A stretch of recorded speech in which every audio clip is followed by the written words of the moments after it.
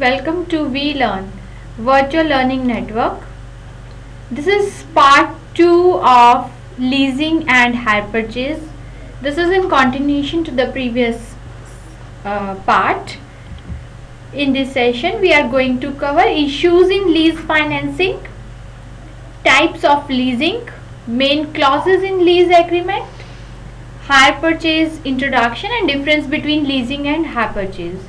Let's see issues in lease financing क्या है. Advantage is कि we are using basically leasee is using the asset without purchasing the asset.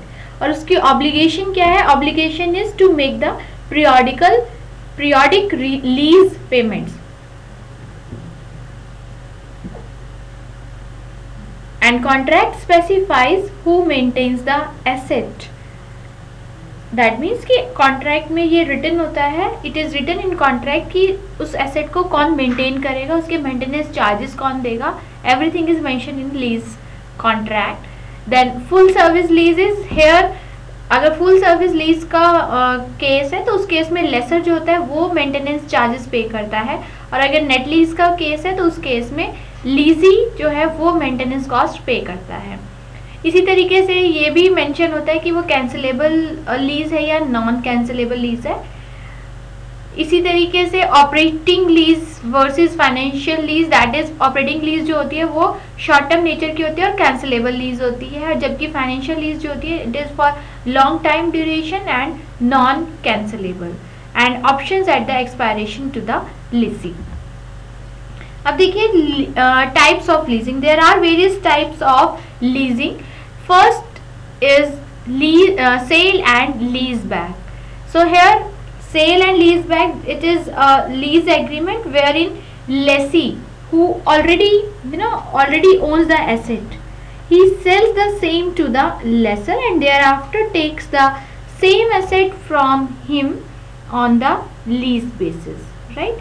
तो यहाँ पर basically जो asset जो है वो सेल करके दोबारा से वापस लिया जा रहा है. Sale of an asset with the agreement to immediately lease it back for an extended period of time. तो यहाँ पर लेसर जो है वो रेजिडुअल वैल्यू रियलाइज करता है and there may be a tax advantage as land is not depreciable but the entire lease payment is a deductible expense. तो यहाँ पर जो लेसर्स होते हैं, lessors here can be insurance companies, institutional investors, finance companies and independent companies. तो इसमें क्या होता है कि लेसी जो है he immediately recovers the value of his already owned assets from the lessor and there after Lesi makes payment of lease rentals periodically. Such a lease agreement enhances the liquid sources of the lessee immediately, which can be utilized otherwise to meet his working capital requirement. तो ये जो lease है, this type of lease is an alternative to a mortgage of the asset. Next is the direct leasing. Let's see direct leasing क्या है. Direct leasing, under this lease a firm acquires the use of an asset it did not previously own, right. तो इस case में क्या है कि उसको firm को उस एसेट का राइट मिलता है यूज करने का जो कि उसके पास पहले नहीं होता. And the firm often लीजेस an asset directly from the manufacturer. Manufacturer से ही वो डायरेक्टली कॉन्ट्रैक्ट होता है और वो फिर लीज ऑफन वही लीज करता है asset.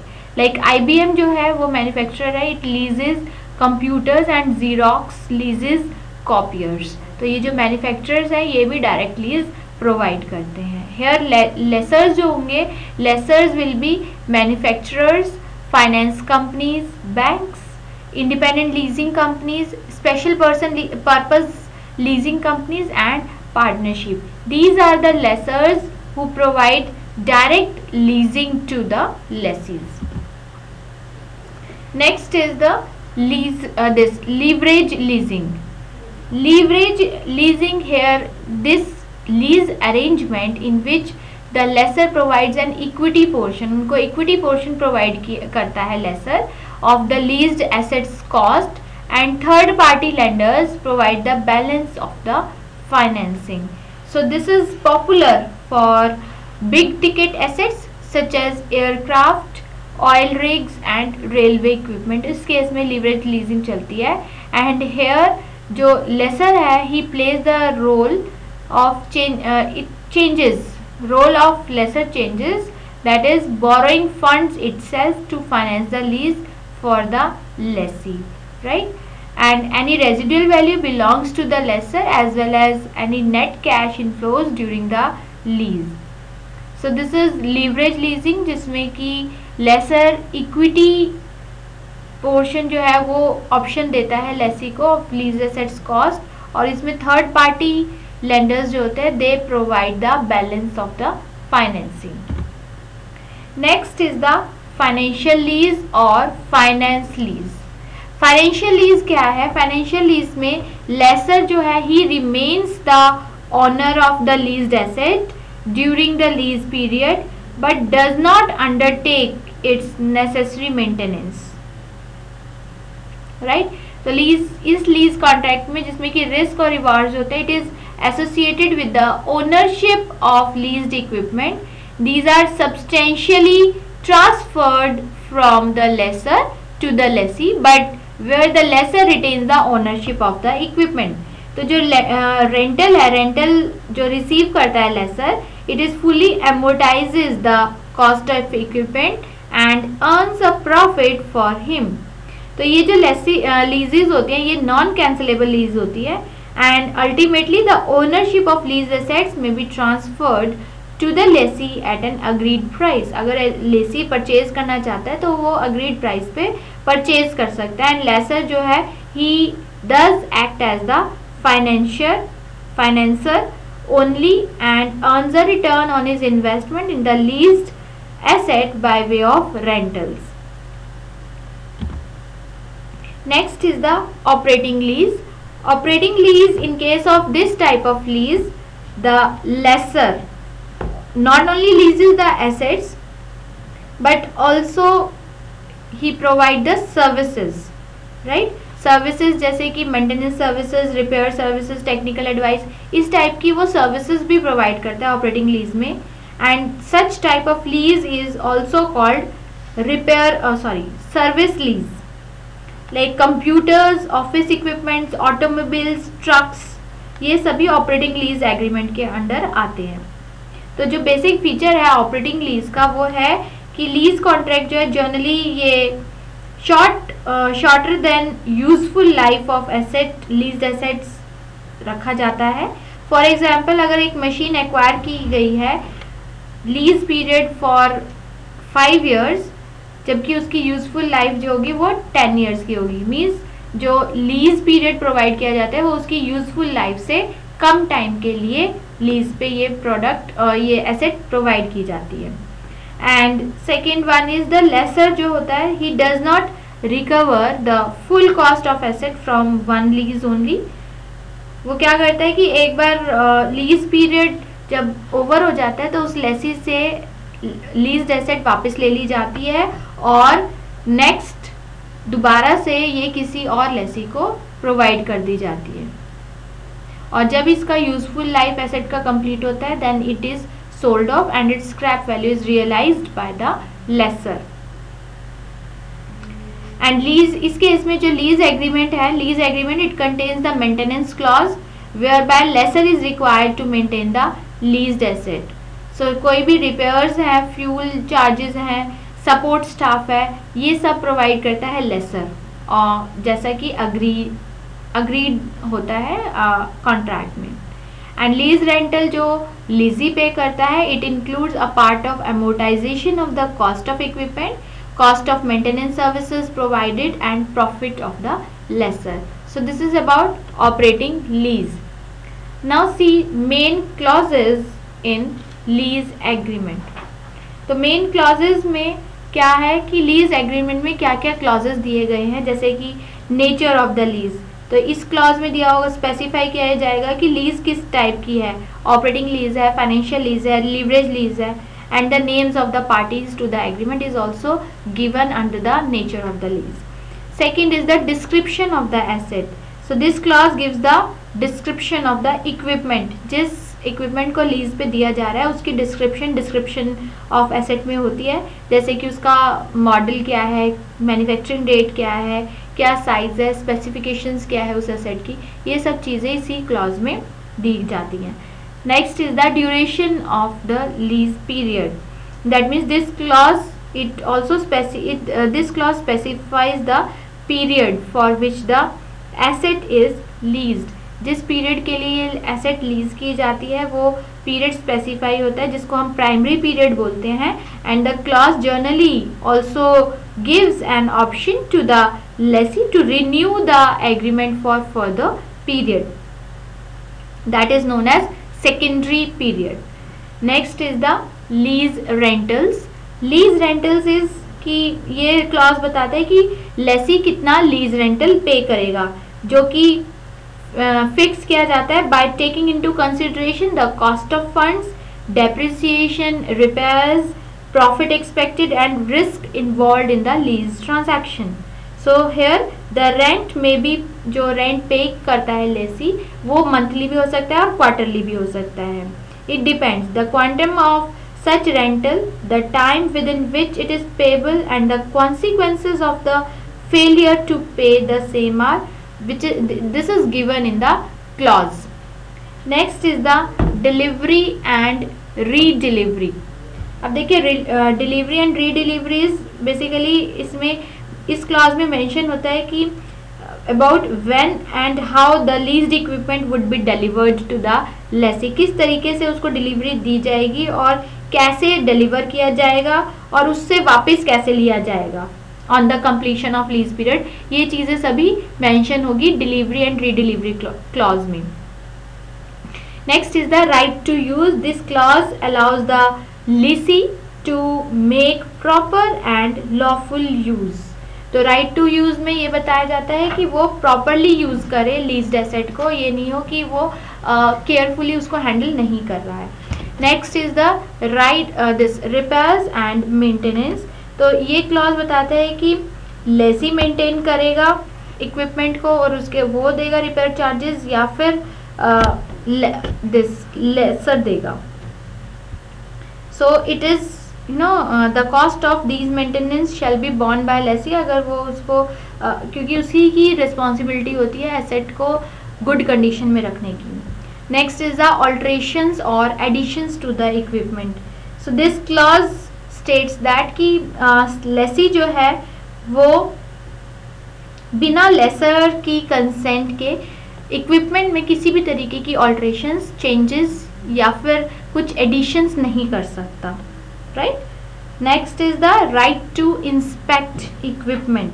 This clause gives the right to the lessee that he can inspect his equipment anytime as and when he desires. जब उसको लगता है कि उसको इंस्पेक्शन की ज़रूरत है, इक्विपमेंट को इंस्पेक्ट करने की ज़रूरत है, तो उसके पास राइट होता है वो कभी भी जाकर के इंस्पेक्ट कर सकता है अपने इक्विपमेंट को. Then is the damage to equipment. So damage to equipment clause stipulate that the lessee will bear all risk, losses, damages, theft और destruction of the equipment. जब तक कि इक्विपमेंट लीसी की कस्टडी में होता है तब तक सारा रिस्क जो है वो लेसी का ही होता है. Right. Now see hire purchase. अब देखिए हायर परचेज क्या है. Hire purchase is also another method of acquiring a capital asset for use without paying its price immediately. Basically जो hire purchase arrangement है इसमें goods जो है वो hire पे दी जाती है. right? The hirer is allowed to pay the purchase price in installments. Hirer means the user of an asset. तो वो क्या करता है, वो इंस्टॉलमेंट्स में इसका परचेज प्राइस पे करता है and he enjoys an option to purchase the goods after all the installments have been paid. तो उसको तभी ट्रांसफ़र की जाती है गुड्स जब वो सभी इंस्टॉलमेंट्स पे कर देता है. So the ownership in the asset is passed on to the hirer on the payment of last installment only. So the amount and the number of installment, ये जो होता है ये फिक्स रहता है, and this is fixed at the time of delivering the asset to the hirer. तो अगर हायरर default करता है पेमेंट करने में, इंस्टॉलमेंट पे करने में वो डिफ़ॉल्ट करता है, तो उस केस में सेलर जो है he is entitled to recover the asset from the hirer, and the hirer on his own also return the asset to the hiree without any commitment to pay the remaining installments, right? तो hire purchase जो है basically इसमें seller और purchaser जो है वो involve रहते हैं. सेलर जिसको हम हायरी बोलते हैं वो basically he purchases the asset from the manufacturer and hires it to the hirer who is required to make the cash down payment. उसको cash down payment करनी होती है, like 20 to 25% of the cost of asset उसको starting में pay करना होता है हायरी को. Then the balance जो होता है the balance of the cost price of asset with interest thereon is payable in the monthly installments. Sometimes cash down payment की प्लेस पे वो फिक्स डिपॉजिट भी ले सकता है seller, and the entire amount of the cost is recovered through EMIs, right. So जो EMIs होती हैं each instalment, this comprises of cost of asset, interest thereon, and interest is computed on the basis of a flat rate of interest. So this was hire purchase. Now see difference between hire purchase and leasing.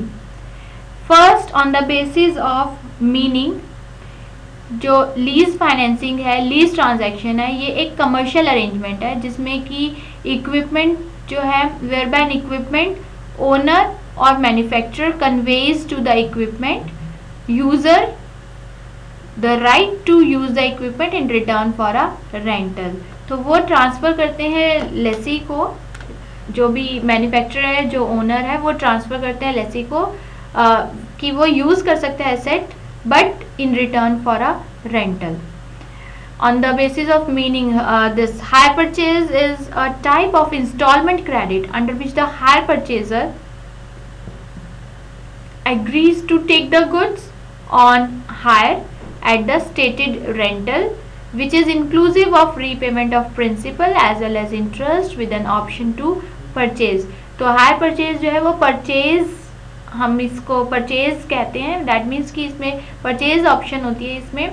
तो जो इसमें installments जो हायरर पे करता है basically उसी के अंदर प्रिंसिपल अमाउंट और इंटरेस्ट का अमाउंट इंक्लूड होता है, और जब उसकी इंस्टॉलमेंट्स कंप्लीट हो जाती है तो वो मीन्स जो हायरी है सेलर जो है वो ट्रांसफर कर देता है ओनरशिप राइट टू द हायरर.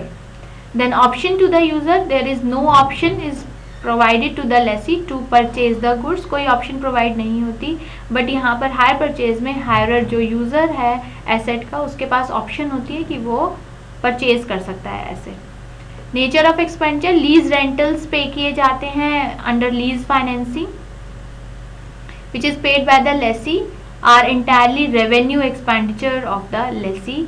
और जबकि हायर परचेज के केस में सिर्फ इंटरेस्ट एलिमेंट जो है वो इंक्लूड किया जाता है हायर परचेज इंस्टॉलमेंट्स में. This is also revenue expenditure by nature. Components में इसमें लीज रेंटल्स जो है इसमें दो एलिमेंट्स इन्वॉल्व होते हैं, that is finance charge and capital recovery. और हायर परचेज में hire purchase installments it comprise of 3 elements, that is normal trading profit, finance charge as well as recovery of cost of goods or assets, right. Leasing में हम कह सकते हैं कि जो depreciation है, डेप्रिसिएशन एंड इन्वेस्टमेंट अलाउंस जो है that is not been claim by the SSC, जबकि हायर परचेज में डेप्रिसिएशन और investment allowance can be claimed by the hirer. तो इसमें जो लीज रेंटल्स, लीज फाइनेंसिंग में लीज रेंटल्स जो लेसी पे करता है ये टैक्स डिडक्टेबल एक्सपेंस होता है, और हायर परचेज के केस में सिर्फ इंटरेस्ट कंपोनेंट जो है वो ही टैक्स डिडक्टेबल होता है. और लीज फाइनेंसिंग में लीसी जो कि ओनर नहीं होता, ही does not enjoy the salvage value, जबकि हायरर जो कि ऑनर हो जाता है एसेट का, he enjoys the salvage value of the asset. तो क्योंकि लीज फाइनेंसिंग के केस में लेसी के पास ऑप्शन नहीं होती गुड्स को परचेज करने की, तो इसीलिए वो साल्वेज वैल्यू भी एंजॉय नहीं करता एसेट की। और जबकि हायर परचेज के केस में हायरर के पास ऑप्शन होती है गुड्स परचेज करने की, तो उस केस में जब उसकी ऑनरशिप ट्रांसफ़र कर दी जाती है हायरर को, तो वो साल्वेज वैल्यू को एंजॉय कर सकता है easily. So these were the difference between lease financing and hire purchase. So here we are winding up the session. At the end there is one exercise. There are two questions. One is discuss leasing and its types, and second is explain the concept of hire purchase and the difference, state the difference between leasing and hire purchase, जो कि अभी हमने discuss किया है. So thank you very much. Happy learning. We learn.